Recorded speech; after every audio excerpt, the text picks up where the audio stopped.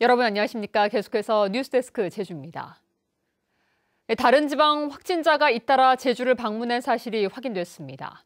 제주도에 따르면 지난달 29일부터 사흘 동안 제주를 다녀간 A씨 등 2명이 어제 서울의 한 선별진료소에서 확진 판정을 받음에 따라 이들의 동선을 파악하기 위해 신용카드 내역과 현장 CCTV 등을 분석하고 있습니다. 또 지난달 말 제주를 방문한 서울 시민 2명과 경남 창원 시민 4명이 그제 잇따라 확진 판정을 받았습니다.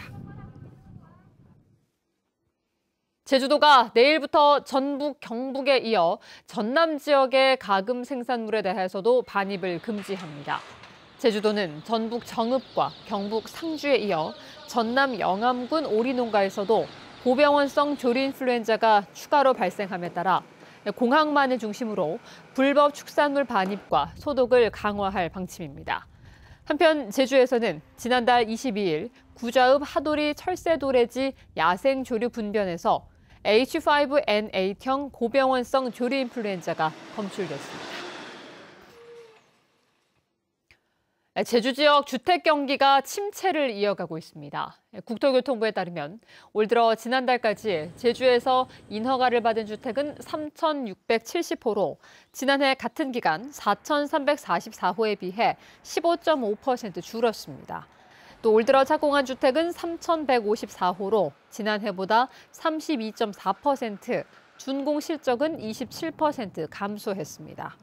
특히 미분양 주택이 1,200호를 넘고 있어서 이번 달 제주의 주택사업 경기 전망이 전국 17개 시도 가운데 경북에 이어 가장 낮았습니다.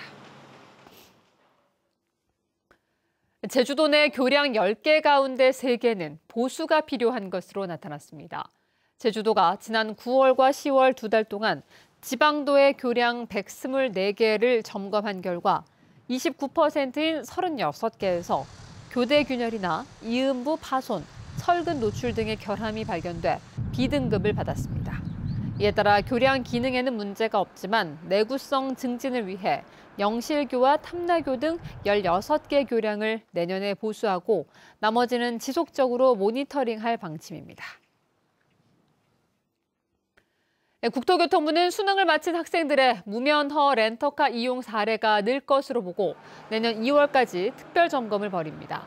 이 기간 렌터카 업체는 운전 면허증뿐 아니라 주민등록증도 반드시 비교 확인한 뒤 대여해야 하며 면허가 없는 사람이 다른 사람의 면허를 빌리거나 타인에게 면허증을 빌려주다 적발되면 1년 이하의 징역 또는 1,000만 원 이하의 벌금이 내려집니다.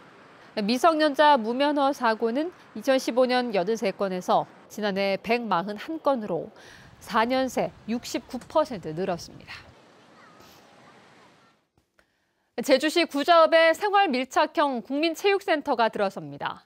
더불어민주당 오영훈 국회의원은 구좌읍과 조천읍 등 제주시 동부 지역에 수영장이 전무해 체육시설 건립에 대한 주민들의 요구가 높아 국민체육시설 건립 사업에 행정안전부 특별교부세 10억 원을 확보했다고 밝혔습니다. 국민체육센터는 구좌읍 세화리 부지에 지하 1층, 지상 3층 규모로 지어지며 수영장과 헬스장, 소규모 체육관 등이 들어설 예정입니다. 제주 광어 가격이 3년 만에 최고를 기록했습니다.